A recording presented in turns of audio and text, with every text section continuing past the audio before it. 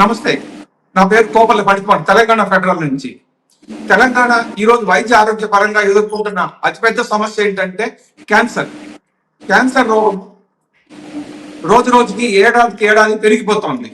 2020 నుంచి 2025 మధ్యలో రాష్ట్రం మొత్తం మీద సుమారు 1,300,000 కేసులు నమోదైనాయి. దీనికి సంబంధించి అసలు ఎందుకు కేసులు పెరిగిపోతున్నాయి, దీనికి ట్రీట్మెంట్ ఎలా చేసుకోవాలి, ముందు జాగ్రత్త ఏమిటి, క్యాన్సర్ రోగం సోకితే తీసుకోవాల్సిన జాగ్రత్తలు ఏమిటి, వాళ్ళకి కావాల్సినటువంటి మనోనిబ్బరం అందించడానికి మోరల్ సపోర్ట్ గా ఏ విధంగా ఉండాలి, ఇటువంటి వివరాలన్నీ అందించడానికి ఎంఎన్జే క్యాన్సర్ ఇన్స్టిట్యూట్ లో పనిచేస్తున్న ప్రముఖ డాక్టర్ నిప్పని సంధ్యారాణి గారు తెలంగాణ ఫెడరల్ తో మాట్లాడడానికి రెడీగా ఉన్నారు. నమస్తే డాక్టర్ గారు. నమస్తే అండి. కొద్దిగా ఈ క్యాన్సర్ రోగము దీనికి సంబంధించిన కొద్దిగా వివరాలు, అంటే మీరు దాదాపు ఒక 5,000 మందికి సుమారుగా మీరు ట్రీట్మెంట్ ఇచ్చి ఉంటారు. సో మీ అనుభవాలు ఏమిటి, ఈ క్యాన్సర్ రోగం ఎందుకు పెరిగిపోతుంది, దీనికి తీసుకోవాల్సిన ముందస్తు జాగ్రత్తలు ఏమిటి, ఈ వివరాలు కొద్దిగా మాకు వివరిస్తారా? నమస్తే అండి. ఫస్ట్ ఆఫ్ ఆల్, మామూలుగా మనం ఇప్పుడు కనుక క్యాన్సర్ పరంగా చూసుకుంటే కనుక వరల్డ్ వైడ్ గా చూసుకుంటే కనుక మనకి ఆడవాళ్ళల్లో కానీ మగవాళ్ళల్లో కానీ లంగ్ క్యాన్సర్ అనేది ప్రధానంగా వచ్చే క్యాన్సర్ గా గుర్తించబడింది. అంటే 2022 డేటా ప్రకారం. సో ఇండియాలోకి వచ్చేటప్పటికి, మన కంట్రీలోకి వచ్చేటప్పటికి మెయిన్ గా ఆడవాళ్ళలో బ్రెస్ట్ క్యాన్సర్ అనేది ఫస్ట్ లీడింగ్ కాజ్ ఉంది. క్యాన్సర్ రావడానికి బ్రెస్ట్ క్యాన్సర్ ఒక 25% మందిలో బ్రెస్ట్ క్యాన్సర్ ప్రథమంగా గుర్తించబడుతుంది.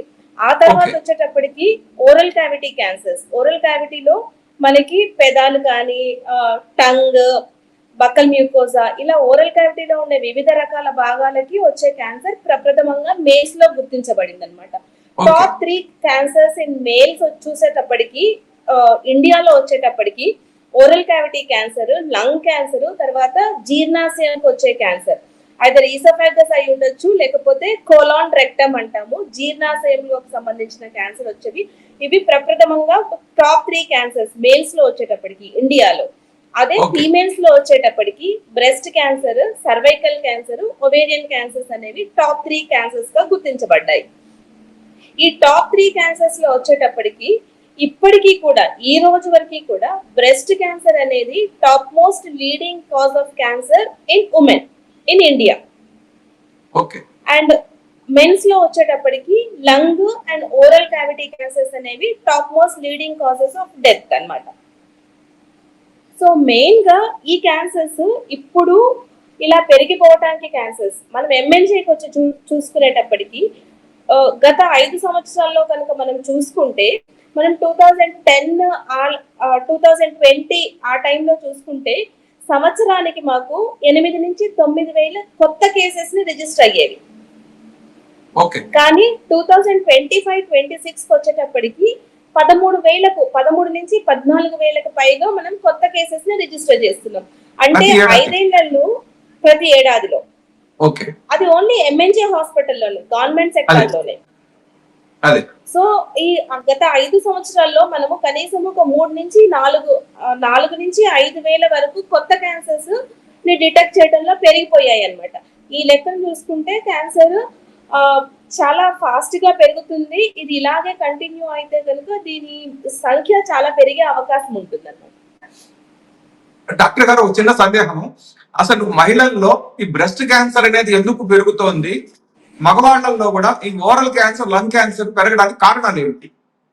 సో ఫస్ట్ మనం మగవాళ్ళలో తీసుకుంటే కనుక ఈ ఓరల్ క్యావిటీ క్యాన్సర్ పెరగడానికి ఇండియాలో ఈ తంబాకు చీవింగ్ అనేది డైరెక్ట్ గా కానీ ఇండైరెక్ట్ గా కానీ మన వాళ్ళకి ఇక్కడ ఈ గుట్కా, చైనీ, తర్వాత ఈ జరదా అనేవి ఊరికే తీసుకునే, నోట్లు గుండా తీసుకునే అలవాటు చాలా ఎక్కువ ఉందన్నమాట. So top most common cause వచ్చేటప్పటికి ఈ టొబాకో చూవింగ్ అనేది first and foremost common cause of cancer and death due to cancer అన్నమాట. ఇంకొకటి వచ్చేటప్పటికి షార్ప్ టూత్. మనకి తెలియకుండానే మన నోట్లో ఏదైనా షార్ప్ పళ్ళు కానీ అలా ఉన్నప్పుడు అవి ఇరిటేట్ అయ్యి కూడా అక్కడ మ్యూకోజా ఇరిటేట్ అయ్యి అది కూడా క్యాన్సర్ కి కన్వర్ట్ అవ్వడానికి చాలా కారణాలు అవకాశం ఉంటుంది. సో అది ఓన్లీ 5% అండి. 70 to 80% of the oral cavity cancers are due to gutka chewing. అంటే టొబాకో ప్రొడక్ట్స్ ఏవైతే ఉన్నాయో అవి నమలటం మూలంగా డైరెక్ట్ గా ఈ ఓరల్ క్యావిటీ క్యాన్సర్ అనేది వస్తుంది. ఓకే, మరి లంగ్ క్యాన్సర్ ఎందుకు వస్తుంది? లంగ్ క్యాన్సర్ వచ్చేటప్పటికి ఆ, ఇది మనము టొబాకోని ఇండైరెక్ట్ గా చూస్ చేస్తూ ఉంటాం కదా. సో ఇప్పుడు సిగరెట్ స్మోకింగ్ కానీ బీడీ స్మోకింగ్ కానీ ఇలాంటివి మెయిన్ ప్రధానమైన కాజ్ అన్నమాట లంగ్ క్యాన్సర్ రావడానికి. ఈ అంటే లంగ్ క్యాన్సర్ అనేది ముఖ్యంగా ఈ గ్రేటర్ హైదరాబాద్ పరిధిలోనే చాలా ఎక్కువ ఉంది.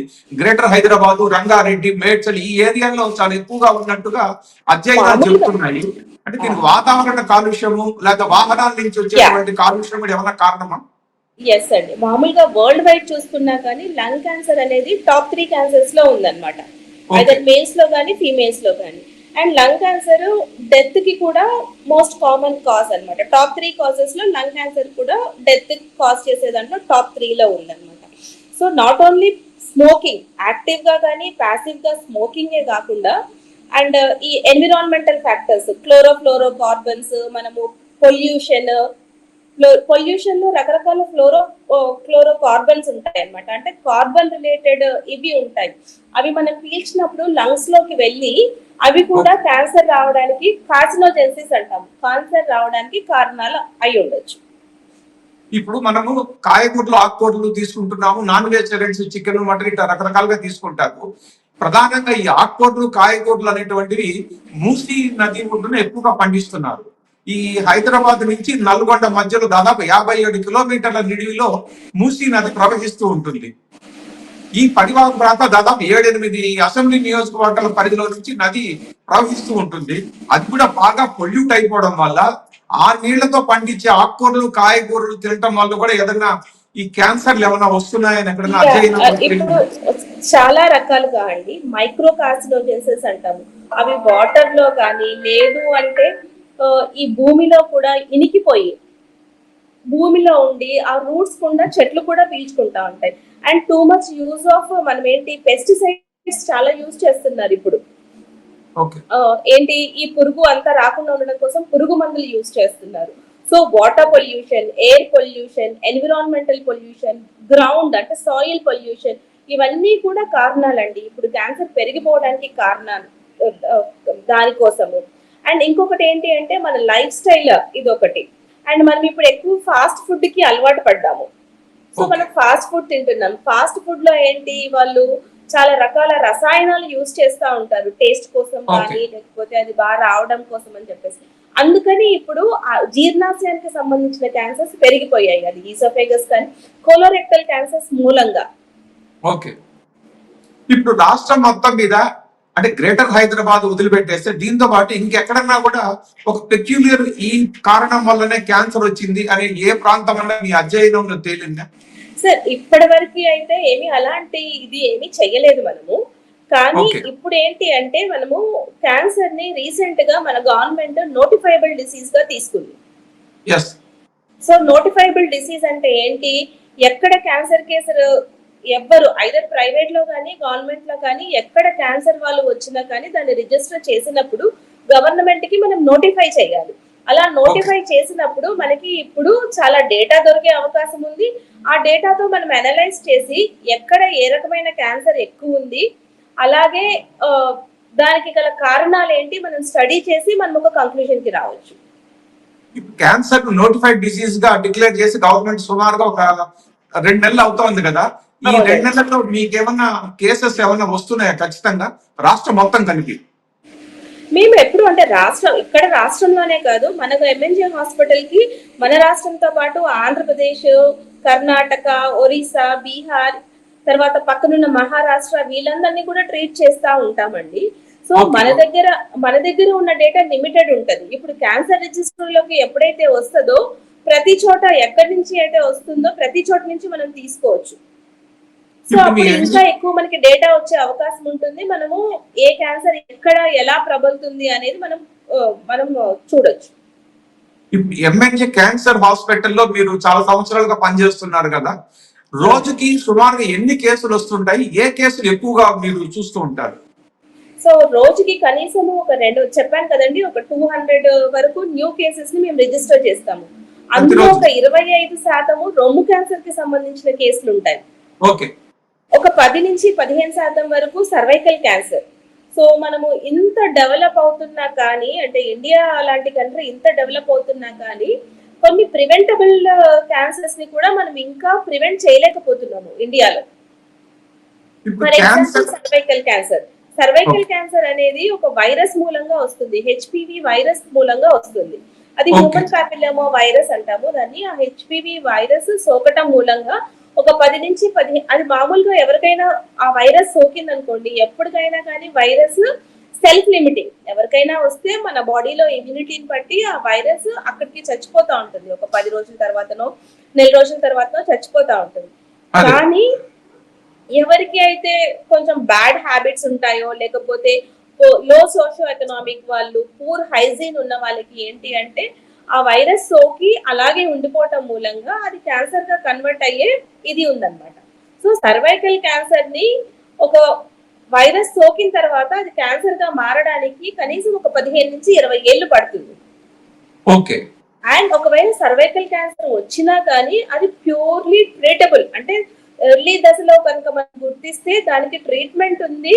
నార్మల్ గా ట్రీట్మెంట్ తీసుకొని, అంటే ఒక ఫీవర్ వస్తేనో లేకపోతే ఒక కడుపు నొప్పి వస్తే మనం ట్రీట్మెంట్ తీసుకొని పూర్తిగా ఎలా తగ్గించుకుంటాము, అలా సర్వైకల్ క్యాన్సర్ ని 100% ట్రీట్ చేసే అవకాశం ఉందన్నమాట. ఓకే కానీ అన్ఫార్చునేట్ గా ఇండియా లాంటి కంట్రీలో ఇప్పటికీ ఆ సర్వైకల్ క్యాన్సర్ అనేది 2వ స్థానంలో ఉంది. ఓకే డాక్టర్ గారు, ఇప్పుడు కొన్ని డిసీజెస్ వంశపారంపర్యంగా అంటే జెనెటికల్ గా వస్తున్నాయని చెప్తుంటారు. క్యాన్సర్ కూడా అటువంటి అవకాశం ఉందా రావటానికి? కొన్ని రకమైన క్యాన్సర్స్ వంశపార్యంగా వస్తాయండి. అలాంటి వాటిలలో బ్రెస్ట్ క్యాన్సర్ ఒకటి, ఒవేరియన్ క్యాన్సర్ ఒకటి, pancreatic cancer, okay prostate cancer, ఇలాంటివన్నీ కూడా వంశపార్యంగా వచ్చే అవకాశం ఉంటుంది. క్యాన్సర్ రాకుండానే ముందు జాగ్రత్తలు తీసుకునే అవకాశం ఉందా, లేదు వచ్చిన Yeah, తర్వాత దానికి ఎలాంటి ట్రీట్మెంట్, ఎఫెక్టివ్ ట్రీట్మెంట్ మీ దగ్గర ఉంది? So cancer 2 రకాలండి. ఒకటి ప్రివెన్షన్ ఆఫ్ క్యాన్సర్, ఒకటి ఏంటి అంటే ఎర్లీ డయాగ్నోసిస్ అండ్ ట్రీట్మెంట్ అనేది. కొన్ని రకాల క్యాన్సర్స్ ని ప్రివెంట్ చేయొచ్చు, అంటే కారణం తెలుసు అనుకోండి మనమి, వాటిని ప్రివెంట్ చేయొచ్చు. సపోజ్ ఇప్పుడు సర్వైకల్ క్యాన్సర్ ఉంది, లేకపోతే పెనైల్ క్యాన్సర్, మగవాళ్ళల్లో పెనైల్ క్యాన్సర్, ఆడవాళ్ళల్లో సర్వైకల్ క్యాన్సర్. ఇవేంటి అంటే చెప్పాను కదా వైరస్ తో వస్తాయి అన్నమాట. సో ఈ ఓకే వైరస్ కి మనము మామూలు అన్నిట్లాగా వ్యాక్సినేషన్ తీసుకున్నాం అనుకోండి, సో దాన్ని మనం ప్రివెంట్ చేయొచ్చు. ఓకే సో రీసెంట్ గా ఇప్పుడు మనకి పైలట్ ప్రాజెక్ట్ గా హెచ్పివి వ్యాక్సిన్ అనేది 9 సంవత్సరాల నుంచి 15 సంవత్సరాల లోపు ఆడపిల్లలందరికీ free of cost government start చేసిందండి. ఇప్పుడు ఇస్తున్నారు దాన్ని. సో ఇలాంటి వ్యాక్సిన్స్ తీసుకోవడం మూలంగా కొన్ని రకాల క్యాన్సర్స్ ని మనం ప్రివెంట్ చేయొచ్చు. For example cervical cancer, penile cancer, అలాంటివి, ఓరోఫెరింజియల్ క్యాన్సర్, అంటే హెచ్పివి రిలేటెడ్ ఓరోఫెరింజియల్ క్యాన్సర్, ఇలాంటివన్నీ ప్రివెంట్ చేయొచ్చు. అది ఒక అంశం క్యాన్సర్ లో. రెండో ఓకే అంశం ఏంటి, early diagnosis and treatment. Okay ఏ రకమైన క్యాన్సర్ అయినా కానీ ఎర్లీ స్టేజ్ లో కనుక మనం గుర్తించి దానికి సరైన ట్రీట్మెంట్ కనుక తీసుకుంటే గనక ఆ క్యాన్సర్ సోకిన వ్యక్తిని మనం తగ్గించవచ్చు, లేదా వాళ్ళ ఓవరాల్ సర్వైవల్ ని, అంటే వాళ్ళ లైఫ్ స్పాన్ ని మనం పెంచొచ్చు. అదే సో ఎర్లీ డయాగ్నోసిస్ అనేది చాలా ఇంపార్టెంట్. సో ఎర్లీ డయాగ్నోసిస్ చేయాలి అంటే మనం స్క్రీనింగ్ మెథడ్స్ ని, అంటే ఎర్లీ డయాగ్నోసిస్ ఏంటి, క్యాన్సర్ రావడానికంటే ముందు, లేదు క్యాన్సర్ వచ్చిన తొలి దశల్లోనే గుర్తించడం, దానికి స్క్రీనింగ్ అనేది చాలా ఇంపార్టెంట్. ఓకే ఇప్పుడు డాక్టర్ గారు, ఇప్పుడు స్క్రీనింగ్ చేయటం మూలంగా మనము తొందరగా గుర్తించవచ్చు క్యాన్సర్ ని, తొందరగా ట్రీట్మెంట్ తీసుకోవచ్చు దానికి. సో ఓవరాల్ గా మన లైఫ్ స్పాన్ ని పెంచుకోవచ్చు. అంటే డాక్టర్ గారు ఒక చిన్న అనుమానం, ఇప్పుడు మామూలుగా తలనొప్పి అంటే తెలుస్తుంది, కాలు నొప్పి అంటే తెలుస్తుంది, మరి క్యాన్సర్ వచ్చింది లేనిది మనకి అసలు ఎలా తెలుసుకోవాలి? మనము ముందుగా జాగ్రత్తలు తీసుకోవడానికి, స్క్రీనింగ్ చేయించుకోవడానికి. సో కొన్ని రకాల క్యాన్సర్స్ కి స్క్రీనింగ్ అనేది అవైలబుల్ ఉంటుందండి. అంటే క్యాన్సర్ జ్వరమో లేకపోతే కడుపు నొప్పో తలనొప్పో అనేటట్టుగా ఒక స్పెసిఫిక్ సిమ్టమ్ అంటూ ఏముండదు క్యాన్సర్ కి. సో మనకి వచ్చిన ఆర్గాన్ దగ్గర బట్టి సిమ్టమ్స్ ఉంటాయి. సపోజ్ బ్రెస్ట్ క్యాన్సర్ అనుకోండి, బ్రెస్ట్ లో మనకి అబ్నార్మల్ గడ్డలు తగలటం కానీ, నొప్పి లేని గడ్డలు, లేదు అంటే చనుమోల నుంచి ద్రవం కారడం కానీ, పాలు అంటే అబ్నార్మల్ ఏజ్ లో పాలు కారడం కానీ, లేకపోతే అవి లోపలికి వెళ్ళడము, లేదు చంకళ్ళల్లో గడ్డలు, అలా బ్రెస్ట్ క్యాన్సర్ ని మనం ప్రతిసారి ఏంటి అంటే మామూలుగా దీనికి కూడా స్క్రీనింగ్ ఉంటుందండి. 40 సంవత్సరాలు పైబడిన మహిళలు ప్రతి ఒక్కరు బ్రెస్ట్ క్యాన్సర్ కి స్క్రీనింగ్ కి వెళ్ళాలి. ప్రతి Okay. ఇయర్ మ్యామోగ్రామ్ అనేది ఒక అల్ట్రాసౌండ్ లేకపోతే ఒక ఎక్స్రే లాంటిది. ఎక్స్రే అల్ట్రాసౌండ్ కాంబినేషన్ లో మ్యామోగ్రామ్ ఉంటుంది. ప్రతి ఇయర్ 40 ఇయర్స్ పైబడిన మహిళలు మ్యామోగ్రామ్ తో స్క్రీనింగ్ చేయించుకుంటే మనకి బ్రెస్ట్ క్యాన్సర్ వచ్చే కారణాలు ఏవి అంటే ఎర్లీగా గుర్తించి మనము దాన్ని ఇది చేసుకోవచ్చు. సో మనకి మ్యామోగ్రామ్ అవైలబుల్ లేదు, ఊర్లలో మనం ఏదైనా స్క్రీన్ చేసుకోవాలి అనుకుంటే ప్రతి Okay. నెల సెల్ఫ్ బ్రెస్ట్ ఎగ్జామినేషన్ అంటాం. అంటే వాళ్ళ రొమ్ములు వాళ్ళే ఎగ్జామిన్ చేసుకోవటం. అంటే Okay. ఒక డేట్ పెట్టుకొని, అంటే పీరియడ్స్ వచ్చిన 5th డే అలా పెట్టుకొని మనము ప్రతి మహిళ ఒక అద్దం ముందు నిల్చొని వాళ్ళ బ్రెస్ట్ ని వాళ్ళు ఎగ్జామిన్ చేసుకుంటే ఏదన్నా బ్రెస్ట్ లో రొమ్ములో తేడా ఉందా అనేది వాళ్ళు గమనించి తేడా ఉంది అనిపిస్తే ఎర్లీ స్టేజ్ లో డాక్టర్ ని కనుక కన్సల్ట్ అవుతే డాక్టర్ సూచన మేరకు వాళ్ళ సలహాల మేరకు కొన్ని ఇన్వెస్టిగేషన్స్ చేయించుకొని తొందరగా గుర్తించి తొందరగా ట్రీట్మెంట్ తీసుకునే అవకాశం ఉంటుంది. అలాగే సర్వైకల్ క్యాన్సర్ కి పాప్స్మియర్ అనే ఒక స్క్రీనింగ్ టెస్ట్ ఉంది. పాప్స్మియర్ చేయించుకున్నాం అనుకోండి మనకి క్యాన్సర్ వచ్చే అవకాశం ఉందా లేదా అనేది మనం గుర్తించవచ్చు. అలాగే Okay. హెచ్పివి డిఎన్ఏ వైరస్ తో వస్తుంది అన్నాం కదా, ఒక బ్లడ్ టెస్ట్ చేస్తారు. ఆ వైరస్ మన బాడీలో ఉందా లేదా, ఆ వైరస్ ఉంటే కనుక మనకి క్యాన్సర్ వచ్చే అవకాశం ఎక్కువగా ఉంటది. కాబట్టి మనం ప్రతిసారి స్క్రీన్ చేయించుకొని మనం దానికి తగ్గ జాగ్రత్తలు తీసుకునే అవకాశం ఉంటుంది. సో ఎప్పుడు కానీ క్యాన్సర్ కి సంబంధించిన సిమ్టమ్స్ అది వచ్చే ఆర్గాన్ మీద డిపెండ్ అయి ఉంటుంది. సపోజ్ ఇప్పుడు Okay. రెక్టల్ క్యాన్సర్ ఉందనుకోండి, రెక్టల్ క్యాన్సర్ లో అబ్నార్మల్ బ్లీడింగ్, మోషన్ వెళ్ళేటప్పుడు బ్లీడింగ్ అవ్వడము, మోషన్ వెళ్ళిన Okay. తర్వాత బ్లీడింగ్ అవ్వడము, లేదు మోషన్ హ్యాబిట్స్ మారిపోవడము. కొన్ని రోజులు లూజ్ మోషన్స్ అవుతాయి, కొన్ని రోజులు మోషన్ రాదు, కాన్స్టిపేషన్ వస్తుంది. అదే. అలా అంటే దినచర్యలో భాగంగా కాకుండా అబ్నార్మల్ గా ఏదైనా డిస్టర్బెన్స్ ఉంటే గనుక జిఐ ట్రాక్ లో అదే.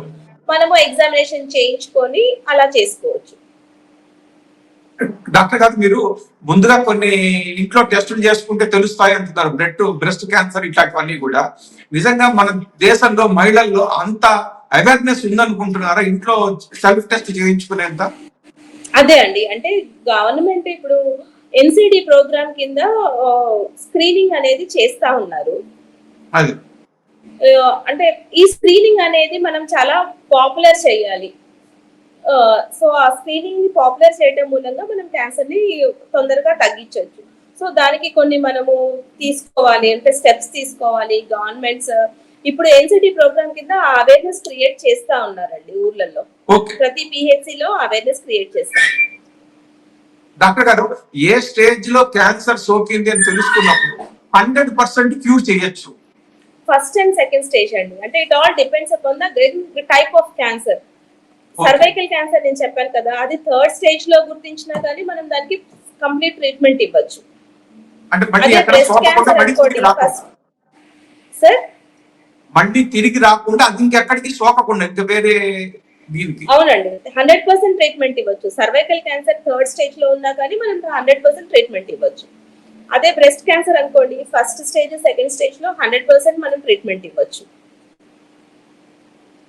ఏ క్యాన్సర్ అయినా కానీ తొందరలో ఎర్లీ స్టేజ్ లో కనుక, ఫస్ట్ సెకండ్ స్టేజ్ లో కనుక మనం తొందరగా గుర్తించి అది బాడీలో మిగతా పార్ట్స్ కి స్ప్రెడ్ అవ్వకుండా ఉన్నప్పుడు మనం కనుక చూసుకొని దాన్ని గుర్తించి దానికి సరి అయిన ట్రీట్మెంట్ కనుక తీసుకుంటే క్యాన్సర్ ని కూడా నయం చేయొచ్చు. క్యాన్సర్ ఎవరికైనా సోకింది అంటే వాళ్ళు ఒకప్పుడు ఉన్నట్లుగా ఇప్పుడు ఏం భయపడాల్సిన అవసరం లేదు అంటారు మీరు? డెఫినెట్ గా భయపడాల్సిన అవసరం లేదండి. ఇప్పుడు చాలా అడ్వాన్స్డ్ ట్రీట్మెంట్స్ వచ్చాయి. లైక్ రేడియోథెరపీలో అయినా కానీ, కీమోథెరపీ, టార్గెటెడ్ థెరపీ, ఇమ్యునోథెరపీ అని చెప్పేసి చాలా రకాల ట్రీట్మెంట్స్ వచ్చాయి. చాలా అడ్వాన్స్డ్ మొడాలిటీస్ వచ్చాయి. ఈ అడ్వాన్స్డ్ మొడాలిటీస్ లో సైడ్ ఎఫెక్ట్స్ ని తగ్గించి క్యాన్సర్ కణాలని చంపి లైఫ్ స్పాన్ ని పెంచే చాలా చాలా మందులు ఇప్పుడు అందుబాటులో ఉన్నాయండి.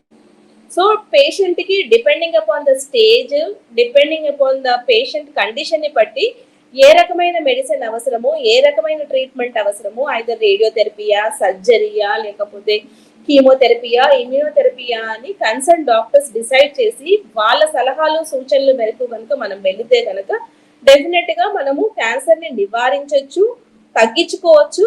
అలాగే ఒకవేళ ఏదైనా లేట్ స్టేజ్ లో గుర్తించినా కానీ మన లైఫ్ స్పాన్ ని ప్రొలాంగ్ చేసుకోవచ్చు. దీనికి సంబంధించిన ట్రీట్మెంట్ చాలా ఖరీదని ప్రచారం ఉంది. దాని గురించి ఏమంటారు మీరు? అలా అని ఏమీ లేదండి. అంటే అది కూడా డిపెండింగ్ అపాన్ ద క్యాన్సర్ ని బట్టి ఉంటదండి. సపోజ్ మీరు ఓకే. బ్రెస్ట్ క్యాన్సర్ తీసుకున్నారనుకోండి, బేసిక్ మెడిసిన్స్ చాలా చాలా తక్కువ అండి యాక్చువల్ గా. అంటే ఓకే. బేసిక్ గా బ్రెస్ట్ క్యాన్సర్ కి సర్జరీ, కీమోథెరపీ, రేడియేషన్ థెరపీ అనేది మ్యాండేటరీగా ఉంటుంది. Early okay. స్టేజ్ లో ఉన్నప్పుడు రేడియేషన్ అనేది మనం ఒమిట్ చేయొచ్చు, ఇవ్వచ్చు డిపెండింగ్ అపాన్ ద స్టేజ్ వాటి ఉన్న అడ్వర్స్ ఫీచర్స్ ని బట్టి. ఓకే. కానీ బేసిక్ కీమోథెరపీ మెడిసిన్ వచ్చేటప్పటికి అంత కాస్ట్లీ ఏం కాదండి. అండ్ మన తెలంగాణలో గవర్నమెంట్ క్యాన్సర్ హాస్పిటల్స్ లో అది ఫ్రీ ఆఫ్ కాస్ట్ అవైలబుల్ ఉంది.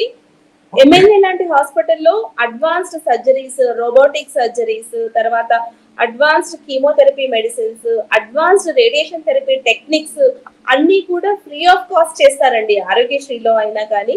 అసలు ఆరోగ్యశ్రీ ఉన్నా లేకున్నా whoever walks into MNJ hospital వాళ్ళందరికీ ఫ్రీ ట్రీట్మెంట్ వస్తుందండి. ఇప్పుడు ఈ క్యాన్సర్ కి సంబంధించి ఏదైనా ఇన్సూరెన్స్ ఏదైనా కవర్ అయ్యే అవకాశం ఉందా? చాలా ప్రైవేట్ ప్రైవేట్ హాస్పిటల్స్ లో కూడా కంపెనీస్ చాలా కవర్ చేస్తా ట్రీట్మెంట్ ఉన్నాయి. ఉంటారు. ఎస్ అండి, చాలా ప్రైవేట్ ఇన్సూరెన్స్ కంపెనీస్ కవర్ చేస్తా ఉన్నాయి. ఈవెన్ అడ్వాన్స్డ్ మెడిసిన్స్, ఇమ్యునోథెరపిక్ డ్రగ్స్ కూడా వాళ్ళు ఇస్తానే ఉన్నారు. ఓకే డాక్టర్ గారు, ఈ క్యాన్సర్ మహమ్మారి గురించి మీరు చాలా డీటెయిల్డ్ గా ఎక్స్ప్లెయిన్ చేశారు మాకు. And- దీనికి సంబంధించి ఇంకేదైనా అడ్వాన్స్డ్ టెక్నాలజీ ఉన్నా, ఇంకేదన్నా ఉన్నా, ఏదైనా చెప్పదలుచుకున్నారా మీరు? ఎస్ అండి. అండ్ మీరు ఇందాక అడిగినట్టు క్యాన్సర్ రోగులకే కాదండి, క్యాన్సర్ వచ్చిన వాళ్ళకి, క్యాన్సర్ పేషెంట్ తో పాటు క్యాన్సర్ అంటే అటెండర్స్ కూడా చాలా డిప్రెషన్ కి లోన్ అవుతారు. సైకలాజికల్ గా వాళ్ళు చాలా ఇబ్బంది పడతా ఉంటారు. అంటే నాకు క్యాన్సర్ వచ్చింది, క్యాన్సర్ వస్తే ఇంకా డెత్ అయినా, నాకు ఇంకా వేరే ఏం లేదు అనేది అవును. వాళ్ళు చాలా డిప్రెషన్ కి లోన్ అవుతా ఉంటారు. అవును. And first of all cancer వచ్చింది అంటే చావు ఒకటే కాదండి. ఇప్పుడున్న దాంట్లో చాలా రీసెంట్ అడ్వాన్సెస్ ఉన్నాయి. మనం డెఫినెట్ గా లైఫ్ ని ప్రొలాంగ్ చేసుకోవచ్చు, అడ్వాన్స్ ట్రీట్మెంట్ తీసుకోవచ్చు. దానికంటే ముందు మనం ప్రతి ఒక్కరము క్యాన్సర్ గురించి అవగాహన పెంచుకొని ఎర్లీ స్టేజ్ లో గుర్తించి ట్రీట్మెంట్ తీసుకోవచ్చు.